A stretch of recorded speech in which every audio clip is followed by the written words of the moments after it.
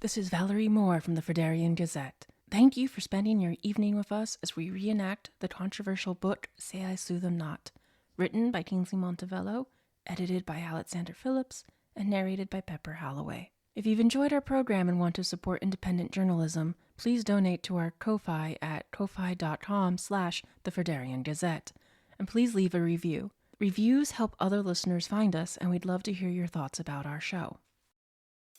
This program has been sponsored by Mobile Brain. We've all been there. Your boss asks you to perform complicated mathematics in your head, and not wanting to look incompetent, you blurt the first number that pops into your mind. Your boss uses that number, and 6 months later, the company has gone under, and you're out on the street without a job and fearful of mathematics. Well, fear no more. Buy the Mobile Brain now, and never again will you be stumped by a complicated bit of arithmetic. We now pass the mic to Pepper Holloway, who will be reading Episode 7, Troy and Sons Railroad Company refuses to share books with the prosecution. Kerry McNair's unsent and unburnt letter to their sister, Caroline McDermott, May 13th, 1830. Dear Kara, I made it to my destination safe and sound. I can't say too much about my location, but I am well cared for. I am staying with D, K, PH, and their friends A and P. You'd like A. She's an unmistakable Esprada Ecatel. All business and no nonsense, although she's too tolerant when it comes to D. From what I've gathered, D is someone most people consider charming and handsome, but I just find annoying. P is too young and too much like D for my tastes, but he means well. Given some guidance, he could be an effective leader someday. Right now, though, I'm putting all my faith in A. Their place is tight and we are sleeping snout to snout, but that is preferable to sleeping outside in a rainstorm. The city is split between the Hevians and non-Hevians, so no different from anywhere else in their empire. The Hevian side has amenities that we couldn't even dream of, and it's curious to see how they divide themselves when they're not busy turning us against each other. It is clear that the Hevians who live outside the city are considered lesser, but not as valueless as those who live outside the country. Yet the rich and powerful rely on the ones they hate to uphold their empire, and the ones they manipulate support them to feel a modicum of power. I say kill them all, but M would want me to have compassion for their plight. He would say they're not all bad, just lied to and abused until the lies sound like truth. If only we could reason with them and make them understand we share the same enemy. Two problems with that line of thought. One, you can't save people who don't want to be saved, and two, our goal is to save ourselves and others colonized by Hiva. Everyone else can deal with their own problems. I couldn't tell you before I left, but I am here because M promised the United Farmers Front we would protect their representative PH from Hevian treachery. PH asked me to join him in his negotiations with the Hevians, but I declined. Their wanted posters are useless because they all think we look the same.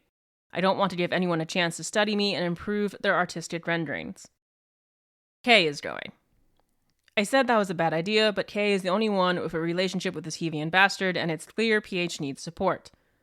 I'm sure he's wondering how he went from being a part-time librarian and farmer to the spokesperson for the United Farmers Front. While he and K are busy with the Hevians, I'm going to examine something I noticed when we arrived. I think it might help our cause and the cause of our neighbors. I might ask A to come with me since she's the only one I sort of trust right now. I also have questions I want to ask her out of earshot of the others. I swear, I'm not trying to be difficult, but just as M and I didn't share everything with them, I know they're not sharing everything with us. You know that if I don't ask these questions, no one else will, and someone has to watch M's back. He may have already made peace with his future, but we need him here for a good bit longer, and that's not going to happen if we leave his fate in his own hands. On a bright note, things are not as dire here as ML reported. I give most of the credit to A, who has been hard at work the last few months. I have severe doubts, but I am not as defeatist as I was stepping onto that train.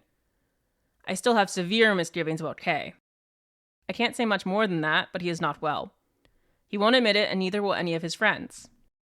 I have no problem saying such things, but it only puts tensions on whatever this is, and I don't want PH to get any ideas that we're not in control, so I kept my grumblings to myself whenever we were around him. But something needs to be done before K jeopardizes everything.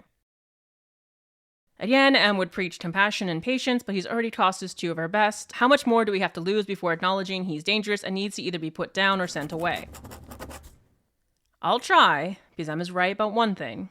You can't go through what K went through and come out on the other side without being devastated. I can't help but think if his friends truly cared about him, they'd tell him to step away and recover the best he can. I doubt he'd listen, but they should still try, shouldn't they?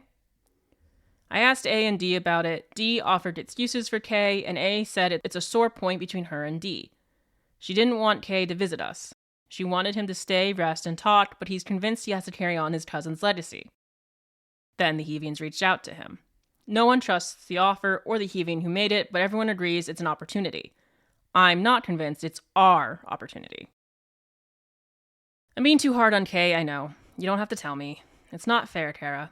None of it is, but he claimed leadership of the ILA, which means I have to judge him harshly to ensure we all stay alive. I can't let one Itatel's grief doom us all.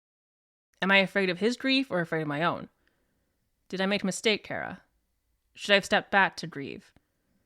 It made sense to keep fighting in S's honor, but was that an excuse? Isn't that Kay's excuse? Then again, who amongst us isn't grieving? Who doesn't want to take a break? If it was that simple, that easy, it wouldn't be a war, would it? I haven't visited where it happened. Partly because there's been no time, and partly because I'm not ready. I told M not to send him. I told him. Doesn't matter now. He's gone and she left. I don't begrudge her that, and yet I can't help but wish she had stayed. She should have come home instead of gone to stay with strangers. Our homeland should have been safe for their child. I will pay my respects before I leave. I owe him that much. Maybe I can find a gift to send to ML. The Heavians won't know to track anything I send from here. I was going to mail this to you, but on second thought, I'll give it to you when I return. It contains too much information. If it fell into the wrong hands, it could be dangerous. I can't threaten to crack heads open because our soldiers are careless and then send a letter this descriptive to my sister. I also chose the most idiotic of ways to disguise who I'm talking about. Baris, my first mission outside of the homeland, and I'm acting like a novice. Should burn this just to be safe. Love you and the boys, Kerry. Kerry McNair's letter sent to their sister, Caroline McDermott, May 13th, 1830. Dear Kara, I made it to my destination safe and sound. Don't hate me for how short this letter is. We'll tell you everything when I return, Kay.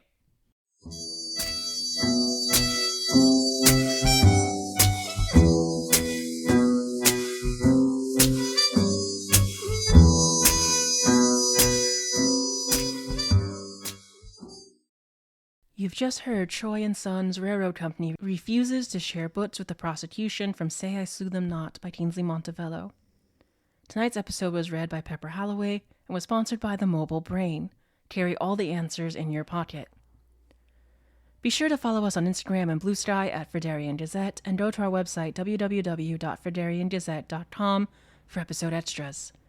Feel free to send us any questions you have about the podcast. We'd love to hear from you. Join us next Monday at 5 p.m. for episode 8, Bomb Explodes at Sebastian Wallace's House, Housekeeper Injured, Sebastian Wallace Alive and Well.